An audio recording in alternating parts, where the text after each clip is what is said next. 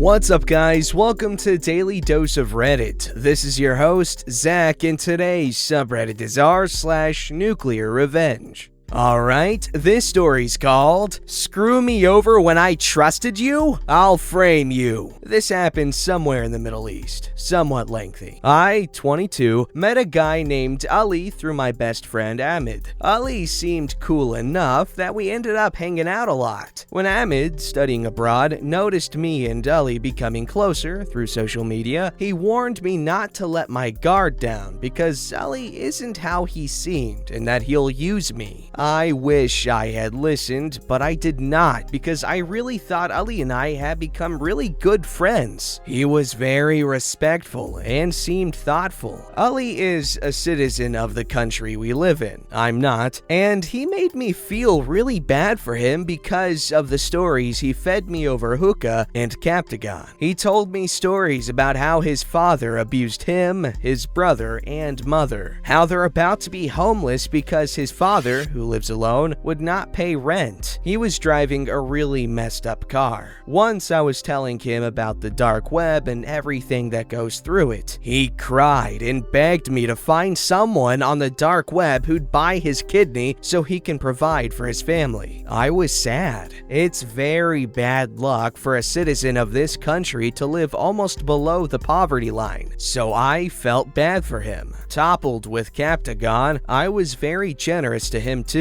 Since we met, I was paying for everything: food, drugs, alcohol, hookah, and we were spending almost all day together. Whenever he mentioned a financial problem, I never hesitated to help. I am a distance student with no job, but my father is a very successful businessman and gives me, his only son, a hefty sum every month. My father is really cool and we're like friends. We smoke hash and he mainly dips with bear, a habit he picked up during his college years in the American South, which is illegal in this country. My father gets his hash and alcohol from his friend who lives near a border town and is heavily involved in smuggling. Every 6 months, my father receives the goodies and he pays cash up front. Hash and alcohol are actually very expensive, so 6 months worth is a lot of money. The reason my father gets 6 months worth at once is because a lot of Western, African, and Asian businessmen visit him, and alcohol is something they all want. Now, Ali already knows all that. Unbeknownst to me, Ali had a greedy plan devised all along. He knew all the procedures involved during that transaction between my father and the smugglers, and he waited 6 months so he and his other friends can rob them. He sure was using me, and he was really good at it. I had mentioned to him that I was thinking about throwing a humble party when the goodies arrive. He asked me the exact day, and I told him without thinking, and that fateful day arrived, and he and his friends stalked our house until the refrigerated trailer arrived. Before they unloaded it, however, my friend and his crew of 6, masked, armed, and impersonating the police, raided our house, cuffed 2 of my uncles, 4 of the smugglers, and locked them in a room with 5 other clueless people who were in the house, and the robbers made off with the cash and the trailer. The locked up people genuinely believed the police was searching the entire house, so they sat quietly. They didn't know the police had already left. 2 hours later, my sister got to a dead empty house and frantically called me. I was at a cafe blowing hookah alone, thinking my friend Ali was sleeping. When she called, I drove home and started looking in every room, and I found my terrified family and smugglers. I asked what was happening, and one of the smugglers instantly laughed and asked me if there was police outside, to which I replied no, and then he cursed and said, "The corrupt police stole all the booze and hash." Since that was a common occurrence, usually with smaller amounts, we all thought that was just that, crooked cops. The tech-savvy person he is, my father has most most of the house outfitted with high-tech surveillance. My uncle and I started watching, and that's when I realized how good the sound system was. You could hear everything so clearly. I also noticed a very familiar body posture and gestures from one of the officers. I thought, could that be who I think it is? When I heard his voice multiple times, I was dumbfounded and furious. I drove to his house and his car was not in the parking lot. I called him and he answered, acting as though he just woke up. I told him that the police just robbed us. He acted all concerned and I told him I'll be at the cafe. Meanwhile, I called Ahmed and told him everything. He was not surprised at all. In fact, he told me he knew Ali and his friends impersonated a police officer to rob foreigners. He told me Ali had actually spent 6 months in prison a couple of years back for theft. I had no clue. Anyway, Ali came to the cafe, eager to hear what happened and congratulating me because it could have gone bad. I played along. I didn't tell him crap. I never gave away the fact I knew everything. I was just thinking about how to possibly screw him over. If I call the cops on him and his friends, they'll most definitely rat us out. They're thieves. The stuff had to come from somewhere. I decided to play the long game and think what I could do to him thoroughly. I also told my dad, and he told me to never tell him that I knew it was him and to try and break contact with him. Since he was a citizen and my father didn't want to bring unnecessary attention to himself because he got a business to protect. Also, my father never got involved directly with hash and alcohol. His bros would take the fall if anything was to happen. My uncle, however, was concerned if they somehow messed up and got caught, they'd still snitch, so he asked me to find out exactly where they stashed the stuff. After weighing my options, I decided to buy a GPS tracking device and attach to all 3 of Ali's friends and his cars. I found out the place where all 3 cars frequented at the same time and told my uncle. It turns out the house belongs to one of Ali's friend's cousins, Wasim, who happened to be a huge dealer of pills. My uncle then approached Wasim's friend about pills, alcohol, and hash, and the friend took him right to Wasim's home. That way, my uncle confirmed probably all of the booze was inside. My uncle, 26, then turned the table on them by he and his friends also impersonating secret police, raided Wasim's home and took every drug and alcohol available. They also injected Wasim with a mixture of drugs, filled his car with all the pills he was selling, and they deliberately crashed his car on the highway and placed a passed out Wasim in the driver's seat. I don't think he knew when exactly the real police caught up with him. Well, my uncle's great plan got me thinking on how I could finally get Ali. I was still angry at him. Ali didn't know that I was bi. That's because you don't talk about that kind of stuff around here. Anyway, I met a guy, Angel, from North America, neither US nor Canada, on his final year studying as an international student. We hit it off and I started spending more time with him as I continued to distance myself from Ali. Ali still had the money he stole from us, so he didn't care much. His life is basically pop pills, smoke hookah, eat, sleep, repeat. He got that covered for a while. Fast forward a year, my entire family, along with the family business, moved to the neighboring country. I left behind with Angel as me and Angel were discussing moving to his country, and I was seriously considering that as well. Finally, when he graduated, we decided to leave. Angel would first go and arrange everything before I joined him after a month. Out of the blue, I remembered Ali. I barely saw him in the past 6 months by making up excuses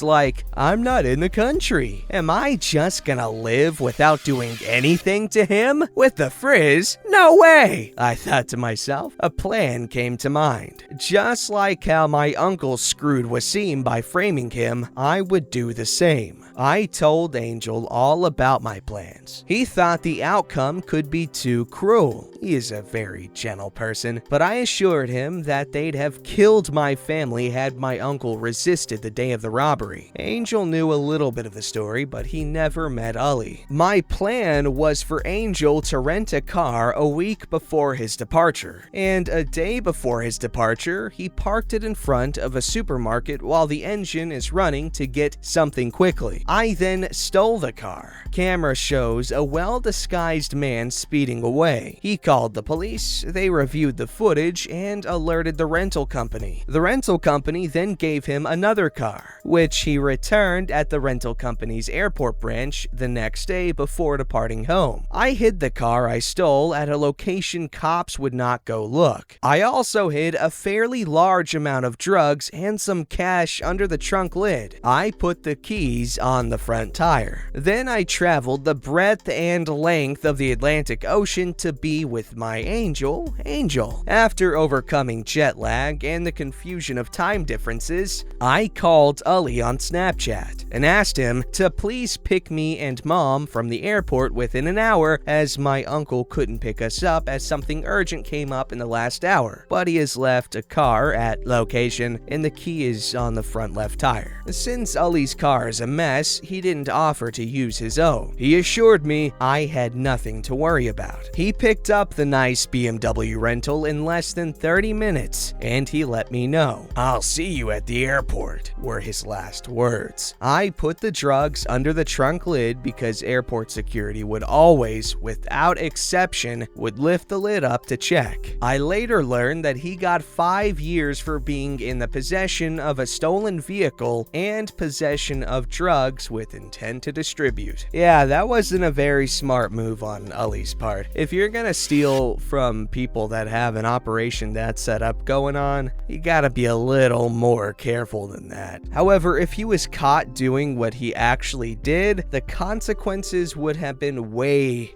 worse. Alright, this story's called Be a Piece of Sushi All of Your Life? Have fun getting stranded in a drug cartel city. Before I start, I want to say that English is not my first language and that I might type some nonsense here. Feel free to leave suggestions in the comments about redacting posts. This revenge was performed by my mom and her epic mind. It all started when I was born. Life was happy, good, and easy. My brother was a good and working person. College dropout, but always very smart. Or that's what we thought. My brother went out every night with his friends. Nothing alarming, but very weird. Time passed and I turned 10 years old. At this point, my brother had a girlfriend, a son, and had already moved out. It was fun until my brother moved back with me and my parents. Dookie truly hit the fan there. The first day we noticed an instant change in both his personality and appearance. You see, he didn't move back in alone. He came back with his son and girlfriend. We asked why he came back, and he simply said they had a problem and this was temporary. For his girlfriend, to which I'll refer to as Donna, and son, this was true, but he stayed for the rest of this story in our house. When Donna and her son left, she cut contact with both our family and my brother, but occasionally asking for money. Don't tag her as bad just now, because she had a very good motive. My brother, after this, became a good-for-nothing piece of dookie with everybody in the house. Turns out, his friends were actually his dealers. You know, for weed and that stuff. Later we asked why did they truly leave the other house, and he said, "I had a fight with her brother and dad." It was vague, but it was true. Sometime around 2018, when I turned 11, we occasionally went to visit Donna and her son. One of those times, my brother asked why she cut contact. The truth was that my brother was emotionally, physically, verbally, and sexually abusing her. She didn't press charges and still refuses to do so because of fear. My mom became enraged with him, but didn't do anything just yet. Years passed. My brother stayed in our house. Fights between my brother and everybody here became more and more common. My brother smoked pot 24 24/7 with 2 kids in the freaking house. I started showing signs of depression around those times. I was 11 years old. Imagine how crappy this was for me to consider suicide at that age. More time passed. It's now 2020, and his first fight with my dad, his stepdad, just happened. My mother was leaving to go to Culiacan, and right after the fight, my brother asked if he could go. My sister, which is not relevant to this story, offered to buy him a plane ticket. This is where the revenge starts. You see, my sister bought a ticket to go, but not to come back. Mom was the one to come up with this plan. My brother didn't know this at the time. Culiacan is a city known for being home to various drug cartels. Sinaloa, the state where Culiacan is pretty much horrible. More if you are like my brother. The day my mom returned is when I was notified about all of this. I was expecting my mom to come back with my brother, but she came home alone. My brother was left in a hotel with no money, no family, nothing. He tried calling us multiple times through public phones, but wasn't successful at all. Unless he gets a job and a house, he's either gonna die of starvation or is going to get killed by a drug cartel. It's the first time in years I felt truly happy. Thanks a lot for reading all of my nonsense. Wow, okay, that is definitely some good revenge.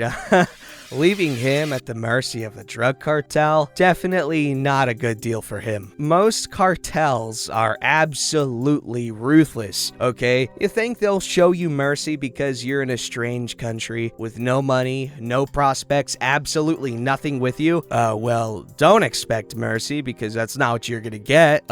Because not even freaking kids get that. No, they don't mess around, guys. This story's called Methanol Vodka. This is a story about someone my parents knew in the Soviet Union. First, some context. In Russia, people have a main home and a secondary home for the summer, called a dacha, I think. Now, when you lived in your main home, 99% of the time, people broke into the dacha and vandalized or stole things. Okay, the story. This guy was tired of people breaking in, and he worked in a government chemical facility. So on the last day of summer, he brought to his dacha some methanol and poured it in some empty vodka bottles, then he left the bottles on the table. When he came back next summer, he returned to 3 corpses. Here's the revenge part. Generally, this is first, second-degree murder, but since they broke in and drank it, he's not liable. It's the same thing as breaking into someone's home and stabbing yourself with a kitchen knife. So he walked away free. Okay, well, normally I wouldn't approve of murder as a form of